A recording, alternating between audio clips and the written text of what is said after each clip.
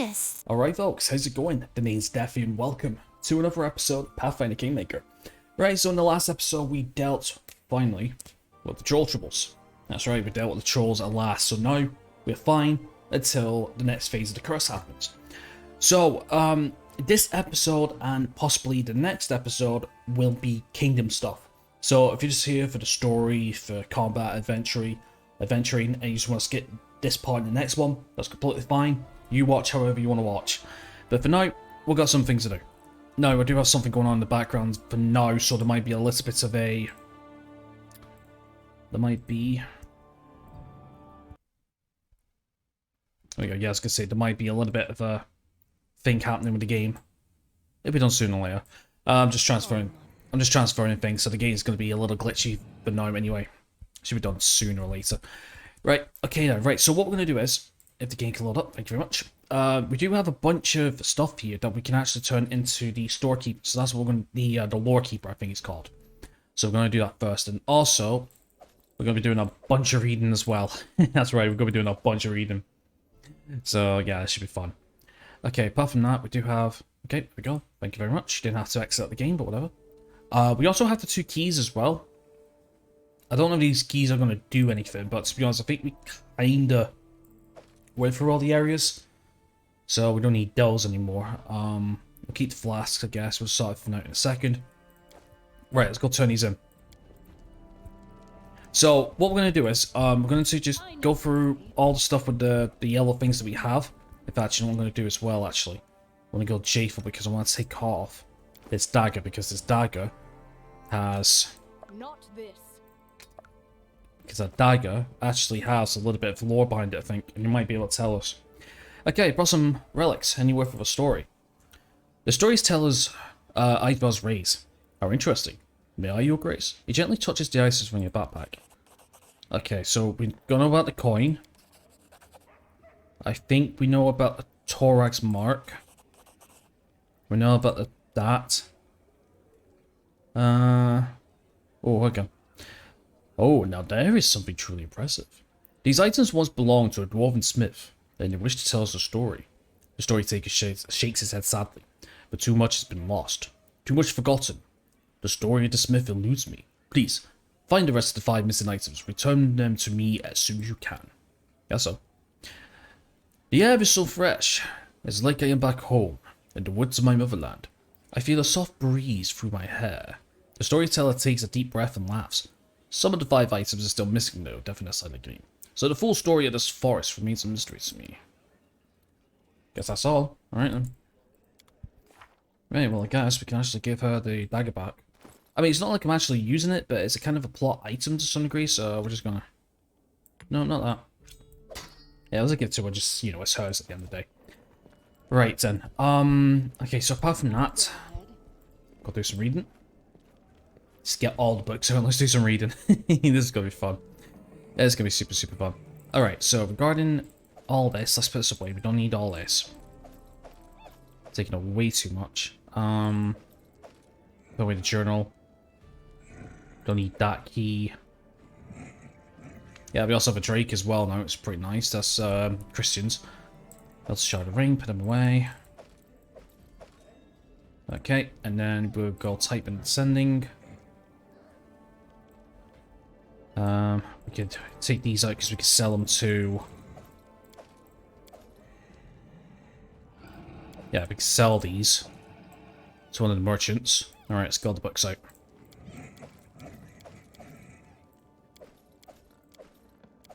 I think it's all the books. I think some of this we have read. I've no idea. I guess we'll find out in a second. Okay, well that's magical. That's that. Sure, crumpled letter. We have the commander's journal. That's what we found both pages. That's just a lab journal we could take. I think that's shepherd's pie. Yep, that's for cooking. Written orders. Right, okay, so we have some lore then. Right. Let's give this a read, shall we? Okay. Inventory. Type this in order. Okay, here we go. Okay, so we could drop it if we want to. Okay, 1,000 revelations. For the third night in a row, I dreamt of the Grey Gardeners knocking at my door. I cannot believe it is my turn. So we cut down a blade washed in the blood of 1,000 revolutions. As a wave of popular outrage washes over me, as my head tumbles down the stairs of the scaffold. We took up the sword. It was by it we shall perish. Once we struck down the Imperial scum, but now it is we who must face the blade. The insurgent beast called Revolution will never be sated. It needs new victims. This time, it's my comrades and I. The cruelty of the hoarders and power echoes in the cruelty of the paupers, now intoxicated by their own freedom. We want to change? Well, there it is. This is a country now of mad fanatics, fighting their treacherous past every day. Former friends are today's foes. My workshop has been converted to a secret headquarters. If I could do it all over again, I'd repair to my easel and refrain from the cause that sent me down this path. Okay, obviously, I think it would have made more sense for us to read these as we actually pick them up. I keep forgetting, but I will do that from now on. Okay, Battle in the Valley of Fire by Luris Aldori. Argon was not flat. His laid gasping, arms spread, a lump of rage rising in his throat. He remembered his dream. Black soil, red ravines, and the empty sky, their coarse croaks ringing in his ears like a taunt. Chorro would never take Rosalind, never! Aldori sprang to his feet, as if the blood-soaked soil was driving him forward. With a cry of rage, the Sword Lord rushed into battle. The sky turned scarlet with blood as he furiously chopped off his enemies' heads. The scarlet horizon drew closer, and his roar nearly drowned at the sound of battle. Argon looked up to the sky, and a fiery blast descended upon him. These were no ravens that circled above him.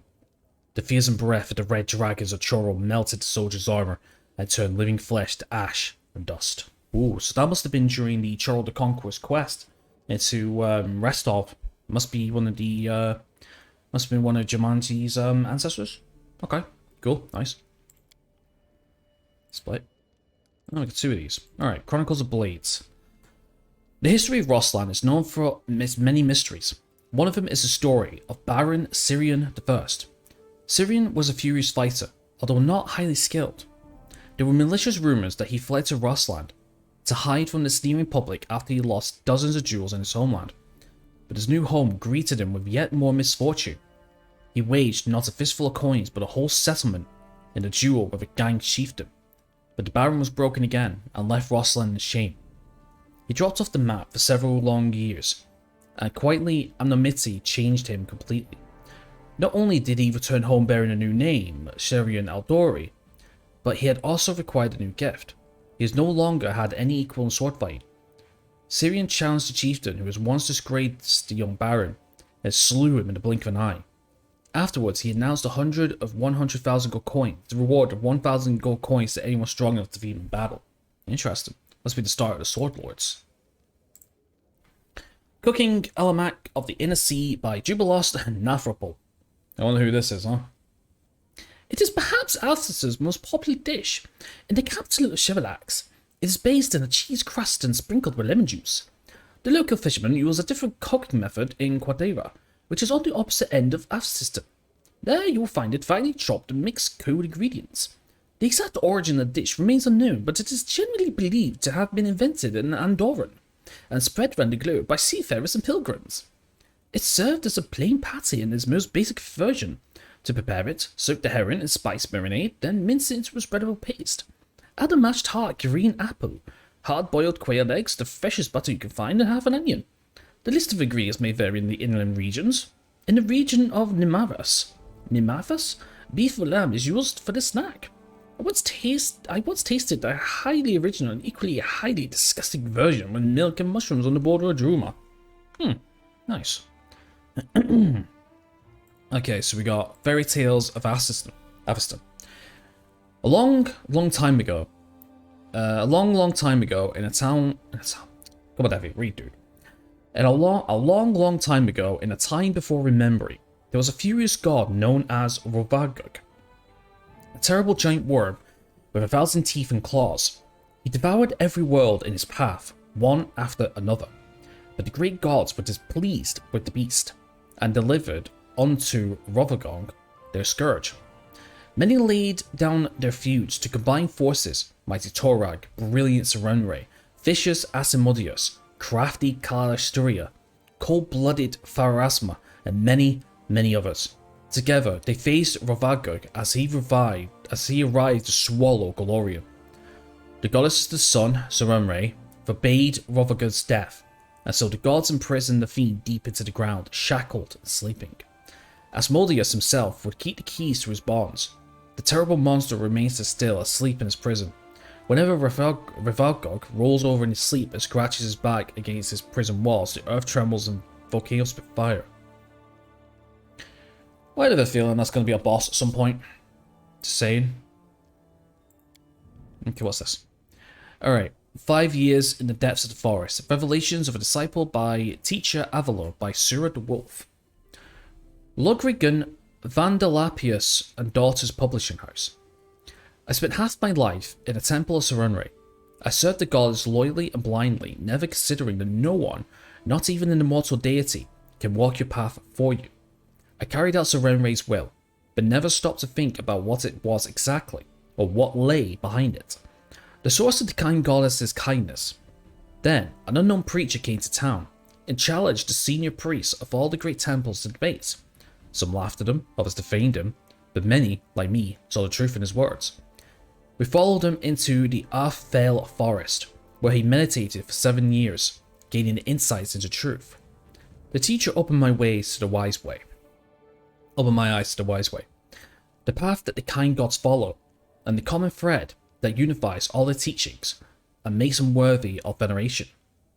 Some understanding it, though the phoenix, a burning instincts and a firing will.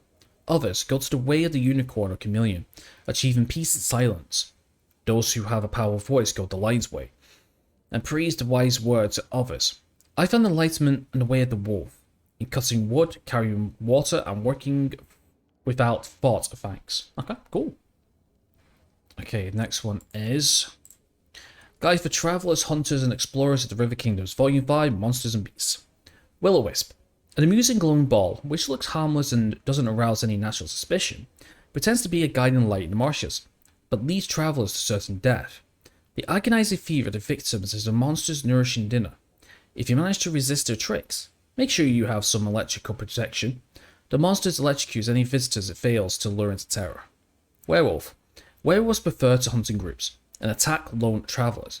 It's entirely possible that a Varisian camp or troop could turn into a pack of bloodthirsty lycanthropes under cover of darkness. Ordinary weapons stand little chance against them, but the silver blade greatly increases your chance of survival. Primals. Powerful creatures of the primal realm occasionally visit this world for amusement. It's best to stay out of the way of the primal's way. Don't fight it, it's extremely dangerous, but if a life is at stake, resort to cold steel. Got it. Alright, so that's some nice little bit of information there. Okay. Of Transmutations and Bodily Poisons Part 3. All matter is in itself both poison and cure. Like water, which lies at the foundation of every process. All living things perish without water. All living things shall drown if in water submerged. Not even a fish leaps from its lake each day to breathe in the air. All other matter succumbs to this universal law. That which the unlearned call poison is only the measure of the substance that the body can imbibes, it cannot overcome. However, if diluted threefold, fivefold, or even tenfold, that same substance may affect the body more differently, strengthening or cleansing it. Therefore, not every poison maker is a villain, as if often believing among the common herd, the art of handling poison is dark or evil itself. Yeah, I had trouble reading that. Okay, on the nature of the divine. Can a mortal become a god? It's the very idea of blasphemy. Science relies on experience, where there may be evidence presented in support, but when then science encounters theology, it recoils. The term evolution has no application to divine spark that illuminates dull matter in incomprehensible ways. The former example is angels, to whom we owe the existence of our virtuous mortal souls, which brings us to a paradox. A mortal soul transforms into an immortal essence.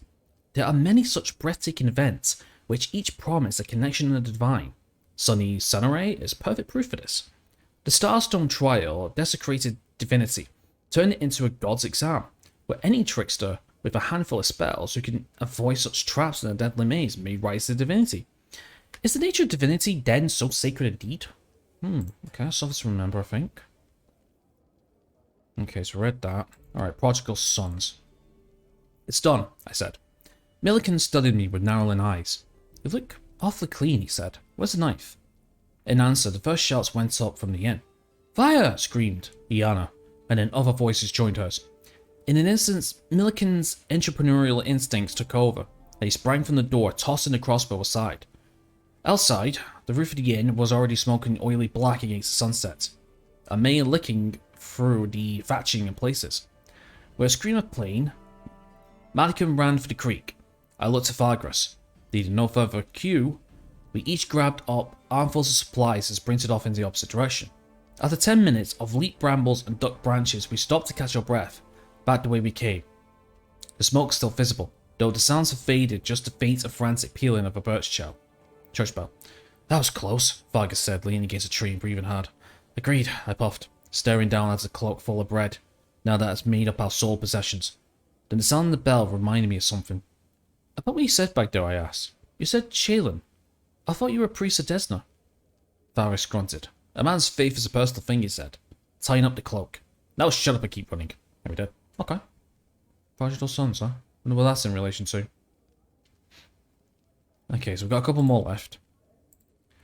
Shadows of Absalom by Pax Grometra. Yuan Quant peeked through a slit in the window shutter. The visitor was staggering at the porch. Yuan has promised himself many centuries ago that he would never have to deal with halflings again, after the case of the Clockwork Head. Even the bleaching is better than some adventures.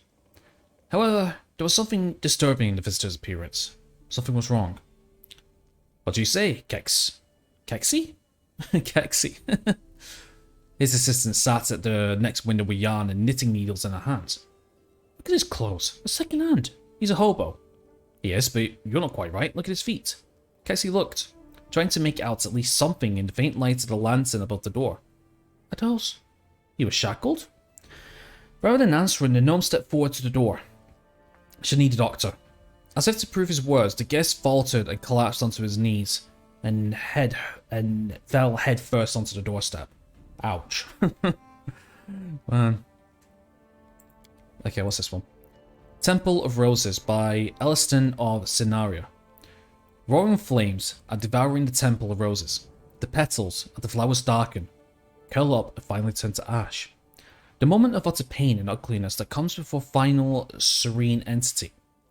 Burning idols seem to grimace, cry, laugh, and turn their fiery gazes upon us. The heart grows unbearable, but I dare not turn my eyes from this sacred fire, admiring its every precious moment while my eyes still serve me. Laymen will call me a vandal. They'll say that I've destroyed a priceless piece of art because I hated everything beautiful. But do not believe this. I love the temple more than my life, and I lit it with fires that burn in my heart. For can there be a higher devotion than melting together with the objects of your admiration into the splendor, shining splendor of oblivion? Nuts. Temple of Roses. Is that not something to do with Valerie? It might be. That might be something to remember when we're going to do Valerie's companion quest. Which is probably going to be the next thing I'm going to do, actually. Okay, The Curse of Ancient Erobia by Hastef Umi. Tell us, O teacher, why would Bevroy call us barbarians in the books you gave us? The gods became angry with our homeland, my son. This land has devoured so many great empires, as if it was unwilling to bear life. There are centuries-old ruins around our settlement. They were ravaged by a star that fell from the sky. The kingdom of the Cyclops was the first victim in this curse. New settlers claimed this land 10 centuries later, to establish a beautiful country named Erobia, which stretched to the Lake of Mists and the Vales to the Castrovian Sea. But the curse so lay upon these lands, and trouble came once again. Our ancestors suffered numerous maladies. The tear plague, the child death, the choking death, one after another, leaving only pain behind. People say that Optet the Necromancer was to blame, but who knows? A great civilization was turned to dust. This is why I'm teaching you. But everyone shouldn't make fun or call you barbarians. And that is probably the closest I am ever going to get to Christine Lee in terms of what you call it, doing voices. Honestly, I don't know where the hell that came from. Surely you can do better. I doubt I will sound epic on the recording when I watch it back. Probably not. Worth a shot anyway, right? It finally... Oh, no, we're not done yet. We have a couple more left. 5 freedoms. Prop letter, Bartholomew's diary. Did I not get the... Odd journal? Written orders. Do we not have... I thought I picked up the commandments things. Okay, there we are. Alright. The Notes of a Traveling Priest. Ilfuliak. Ilfuliak by Sirindine. Imagine this. A girl, whose name I shall not disclose, comes to town and immediately purchases the most expensive bourbon villa. This newcomer spends unfathomable amounts of charity, even returning several tragically perished citizens to life at her own expense. She's very young. Her rough speech and manners indicate that she's not of noble birth. This leaves the whole town wondering, how did this young lady come into possession of such a huge fortune, and why she spent it so eagerly? The secrets were revealed to me when I was invited to the mysterious girl's house to provide healing services. The young lady reluctantly displays something she's been hiding from everyone. Terrible acid burns. She forestalled any questions with a single word. Ifuliak. The monstrous black dragon's name was well known in the River Kingdoms. She lived in the region for hundreds of years, inspiring terror and emptying settlements. Another thing we could be facing? Many experienced dragon hunters attempted to put a stop to her, and almost perished. No one knew where Ifuliak's lair was, or where she would strike next. The wounds Ifuliak's acid breath left on my patient's body were terrible, but her soul was hurt much worse. The girl and her friends had found the lair of the dragon. They could have gathered hunters and destroyed the monster, but instead they kept silent in search of profit. When the lair's mistress was absent, they would carry treasure out little by little. Ifuliak suspected something was happening, so she set an ambush for the thieves, and they were dealt with cruelly. My patient pretended to be dead, surviving while the dragon devoured the bodies of her friends. Oh god. She had much gold left at her disposal, but it came with the burden of memories that recalled devastated cities and countless people burned by acid. Unable to tolerate the guilt, the girl tried to atone for her ill-gotten gains with good deeds. I was able to heal her physical wounds. When we parted, she told me she planned to spread the rest of her wealth, organized an expedition to Ilufak's lair to end the beast. I recently heard rumor that the villa has been abandoned for quite some time now. It's possible the owner left for other lands, but my heart tells me her bones lie with the lair of Ifuliak, that winged terror and plague of the River Kingdoms. Interesting. Very, very interesting. Right, Bartholomew's diary. Don't remember where I picked this up from. Bartholomew's diary. This is the title page of a diary, covered with crudely scratched symbols. These are numerous smears, worn spots, cuts and burns on it. Bartholomew obviously isn't a tidy type. Oh, that's the scientist, isn't it? Yeah, I remember. That's the scientist with the caged troll. I remember now. The leather cover is spotted with acid burns, page edges are tattered. There are 4 symbols carved on. The first one is a B. 3 others stand separately. I and I. Okay, if B stands for the name Bartholomew, what does I and I mean? Interesting. The Great Experiment, day 104. I'm embarrassed by all the previous notes. Too embarrassed to remember what a complete fool I was. But now I got the creature. I got a dimwit. I think it's going to be alright. Studying the true's abilities to regenerate will lead me to my ultimate goal. The Great Experiment, day 112. Got a reason to celebrate. While determining dimwit's paid threshold, I found out it was practically had no such thing. Wounds, broken bones, amputations, and the rest of the perils of a warrior or mage's life. For a true, these were no threats at all. The trick is to avoid getting carried away while working with fire or acid, so the impact spots will heal several days. Amazing. Too bad I didn't dare to buy it at the very beginning of the way. The Great Experiment, day 125. Staying in bed for the second day after the incident. Serves me right. I got a trifle too excited and came a bit close to dimwit. The beast bit my arm. Then I started shouting something like Borba, Borba. I wonder what it all means. If anything at all. The wounded hand is still sore. It hurts to write this. I hate pain so much. The Great Experiment, day 127. Here I am, laying in bed, thinking about how different we are. my unique intellect,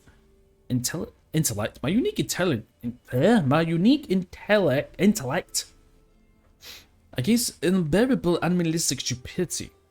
At the same time, is regeneration some chthonic ability to endure tortures and heal wounds against my human fragility and intolerance to pain? It's okay. I'll find a way to get to what I need. The Great Experiment, Day 129. Like good overzealous. Regeneration of 3 simultaneously amputated limbs proved to be an extremely slow process. All the resources on the true strength are barely enough for it to go on. And I probably shouldn't have used fire. In a wild environment and without my elixirs, the creature would be long dead. I will continue my experiments in 3 days or so. I feel I'm so close now.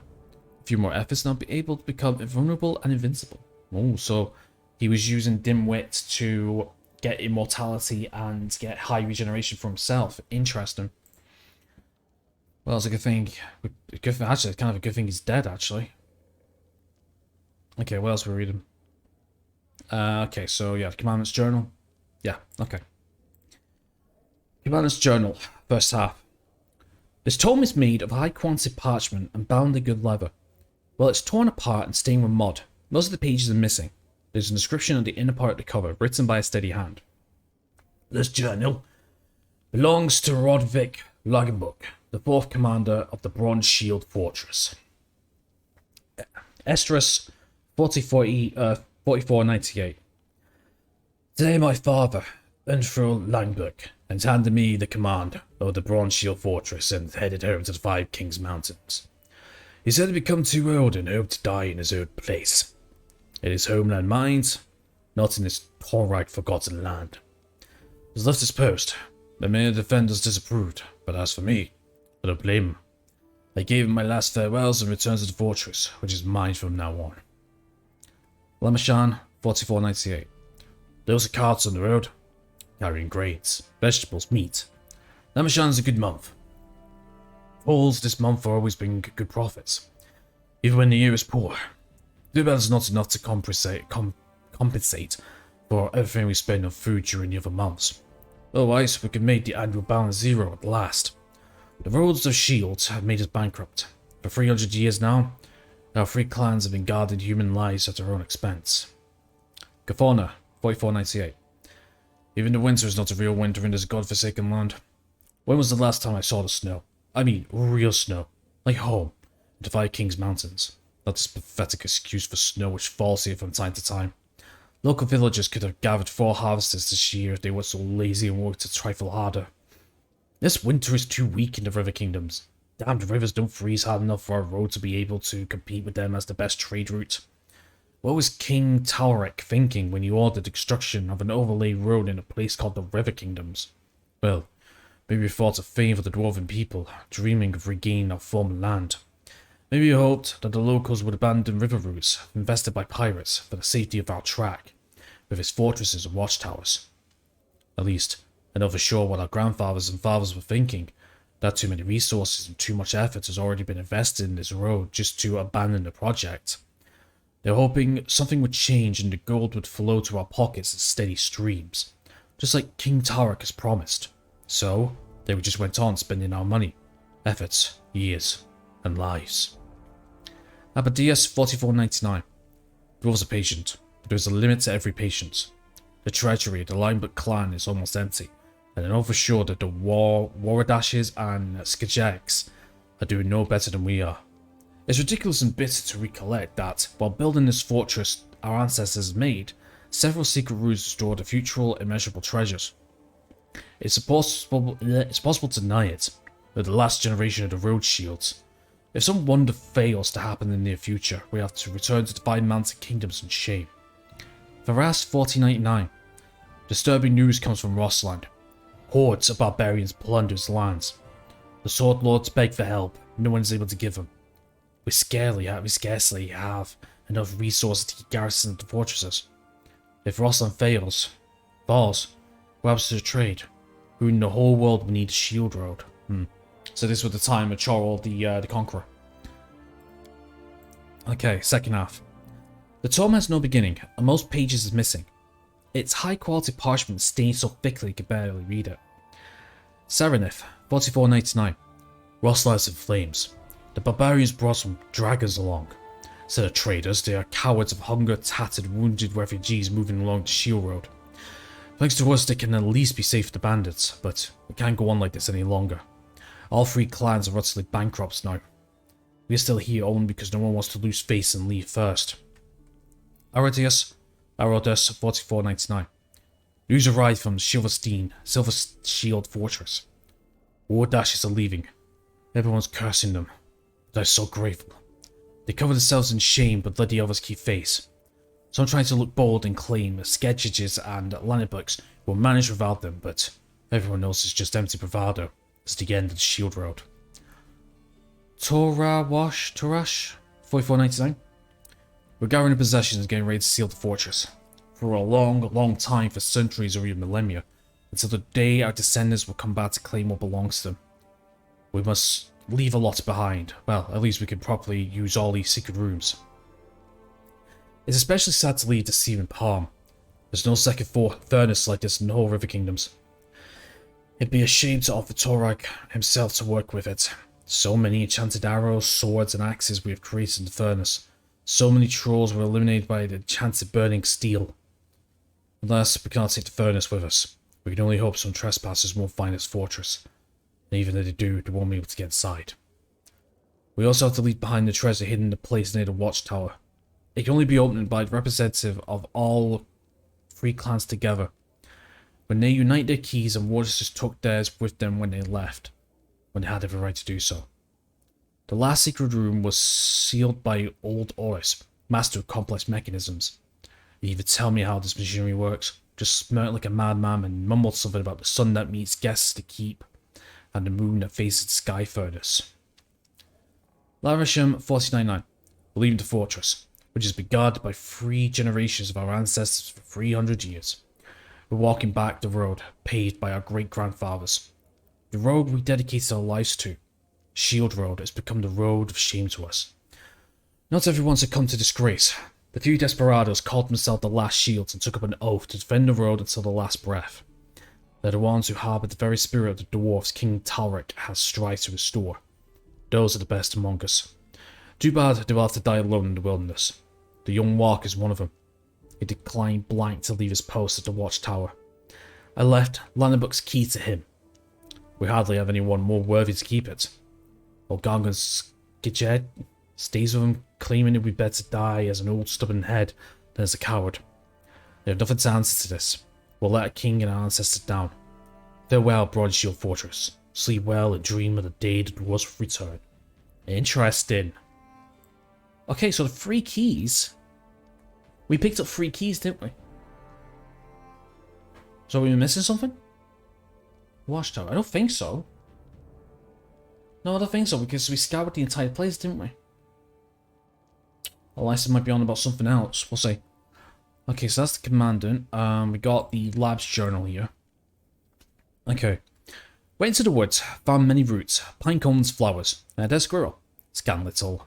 That's I can make of that. I must consider where I might gain rare ingredients for my experiments.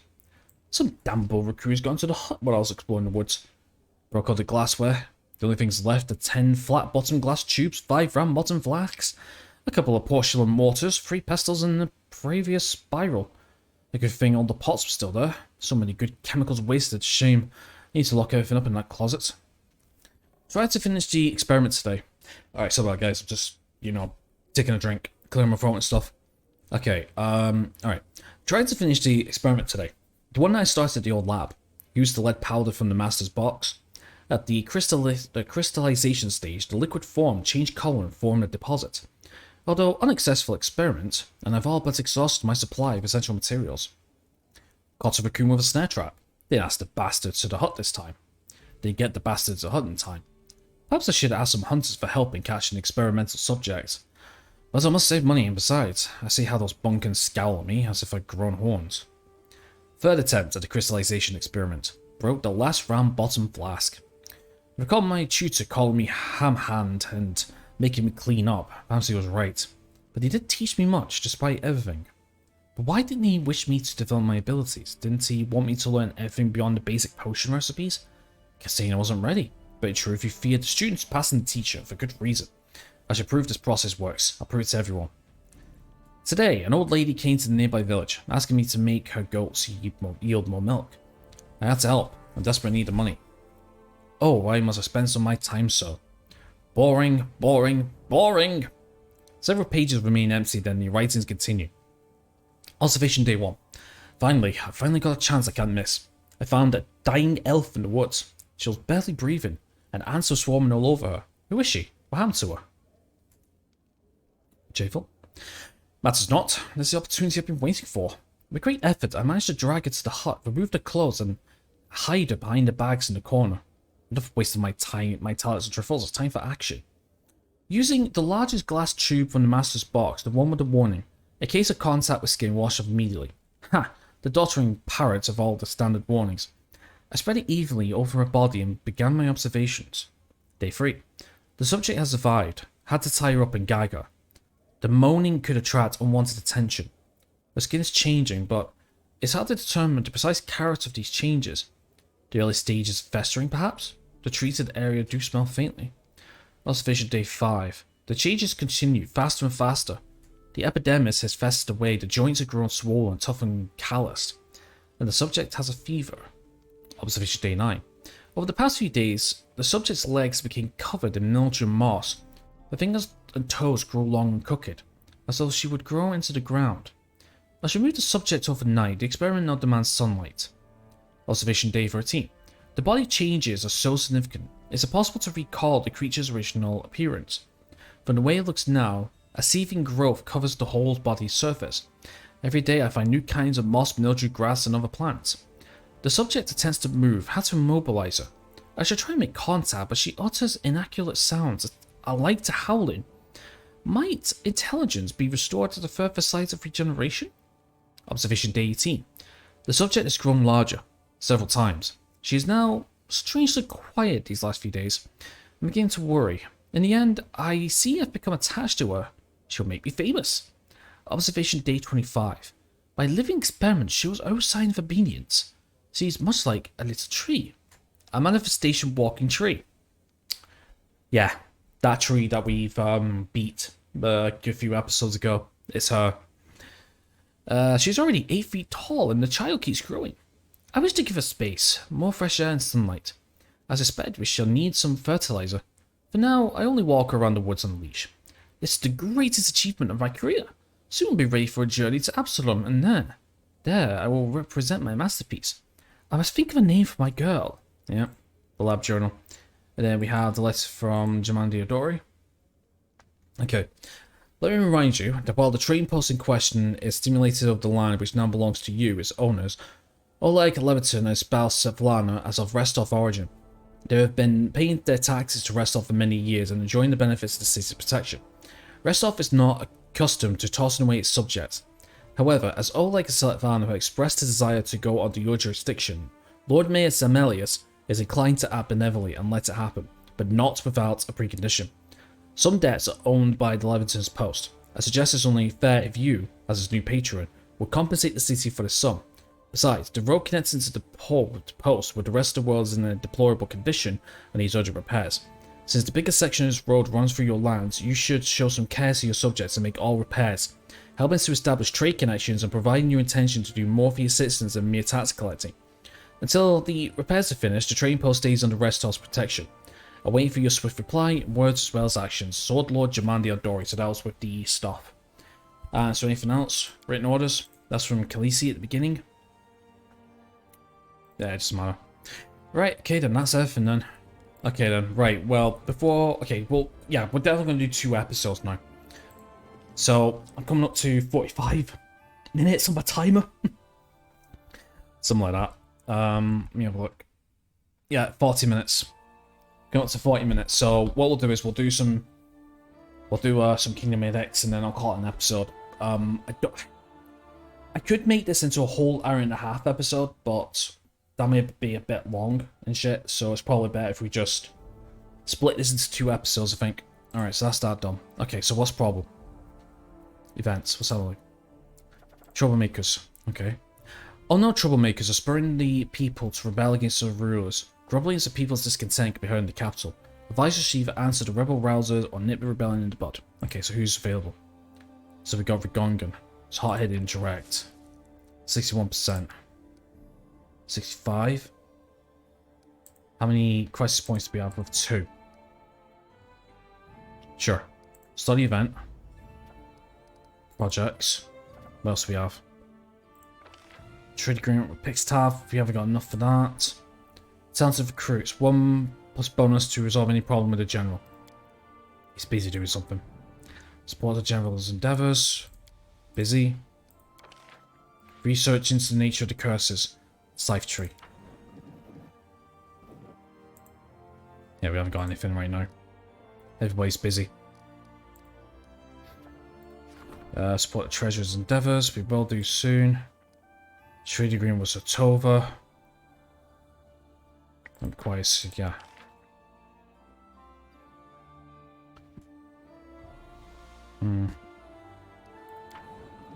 Yeah, we don't have enough for any of that. Okay, that's fine then. Seems to be everything. Regions. Oh, we can claim the outskirts now. Oh, successful, nice. Oh no, wait a minute. No, Estonia. Okay, claim the South Nile Marshes. They could do this. Alright, they're both busy. They're both busy. Okay then, well, we can wait it now then. In fact, let's skip a day. So 13 days, 2 days. Right, that's in 2 days. Don't think we're doing anything, are we? No, we're not doing anything right now. Okay, rebuild the Temple of the Elk. Restore the Temple of the Elk to its former glory. Okay, the Temple of the Elk has been restored. Eris's faithful flock to the sacred place to pay their respects to their god and patron. Divine +2.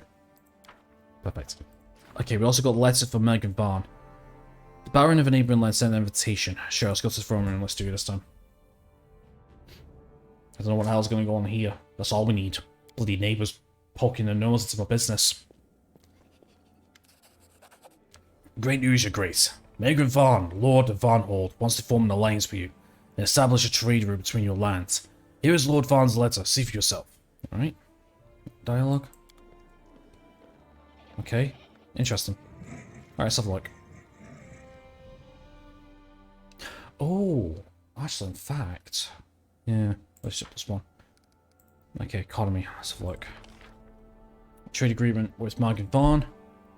That might be best. Yeah, because he is our neighbour at the end of the day. We might do that, actually. We do have some other things we want to do, though. Events. Okay. Projects. Trade agreement, supports. Phantom Road. There's that. Okay, so apparently we can't do that. Shit, I didn't mean to press the X button. So apparently we need a new advisor to do that. Now, this is a little shit. We'll be fair with you. Yeah, sorry about this. I didn't mean to press that X button.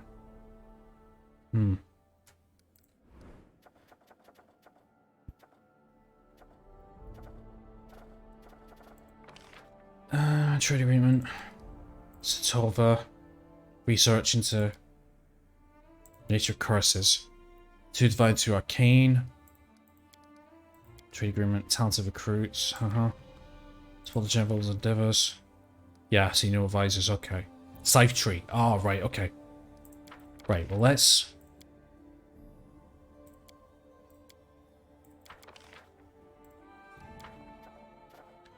These are the ones that we've done. I thought there was one where we could look into Tartuk.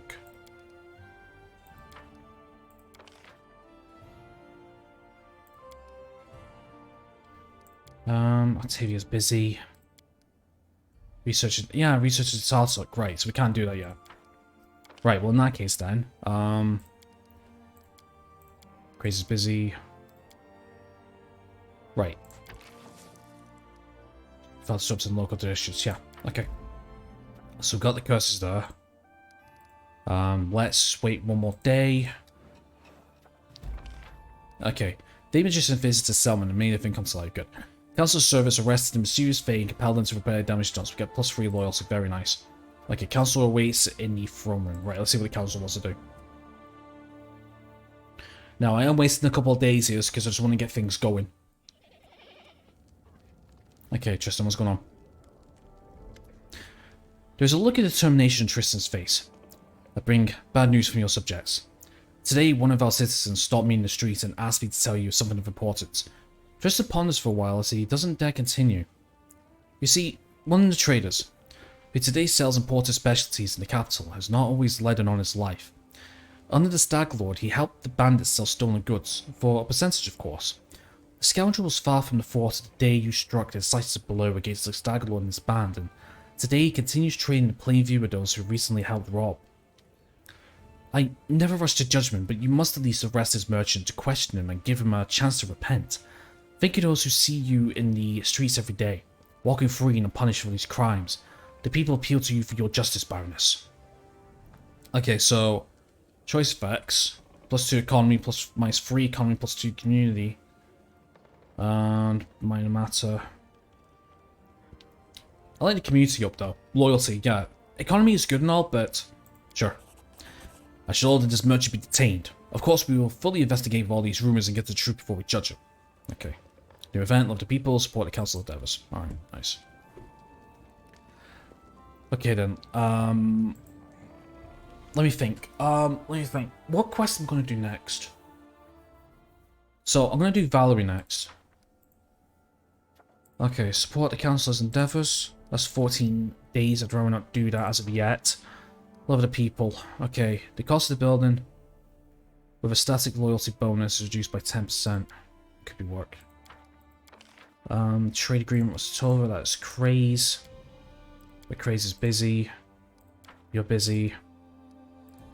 Okay, you can't. Phantom Royal, that's Octavia. She's busy. Okay, so let's have a look. 9 days, 11, 7. Okay, we'll leave it for now. Yeah, we'll leave it for now because I'm going to get a party together. And I think what I want to do is, I'm going to do a couple of things actually. We've got Lost Child. We need to head to Candemere Lake for that. We need to do that soon. Coins for Dead Man. Find a way to put rest. That's that. Will-o-wisps. Prove your worth. Help Mary kill another mighty monster. Let's go to start the High Hog's Lake for that. There's also the Sorrowflow I want to do as well to get Casey onto the team. But I'm thinking, do I need to go solo for that or do I need to bring a team? I don't remember, so I'll have to look into that. Shaylin's Chosen. Yeah, that's with Valerie. So what I think we might do is that's 125 days. That's completely fine. Peace for Prosperity. Yeah. Got that to do as well. Oh, we got book 3. Oh, we need to bring 1 and 2. Alright, we need to see if we can find them. That's the side quest. That's a side quest. We failed that. That's fine. Right, so I think what we want to do is next episode is we're going to do some dialogue regarding the party members because we're not really taught to the party members about their history and stuff. So we're going to do that now. Now seems like a good time. And then what we'll do is we will get a party together as well at the end of the episode, including Valerie, maybe a Mary. And then what we're going to do is we're going to head up to our lives. We're going to deal with Valerie's side quest. And then I'm going to look off screen if we need to go to the Sorrowflow or not, like solo we can bring a team, and then we might do Casey's side quest as well. So yeah, so that's it. So yeah, so that's going to be part 1 of Kingdom Development and Party Development or whatever. So the next episode we'll just carry on. But just remember, like I said at the beginning of the episode, if none of this is your cup of tea, please feel free to skip these next couple of parts if you wish. It's completely up to you guys, so I'll just leave it with your discretion. Right, so anyway, my friends, that's going to be it for today's episode, so thank you so much for watching. Please like and subscribe if you haven't already. Links down below, check them out if you wish, and apart from that, enjoy the rest of your awesome day, and I hope to see you next time. Take care.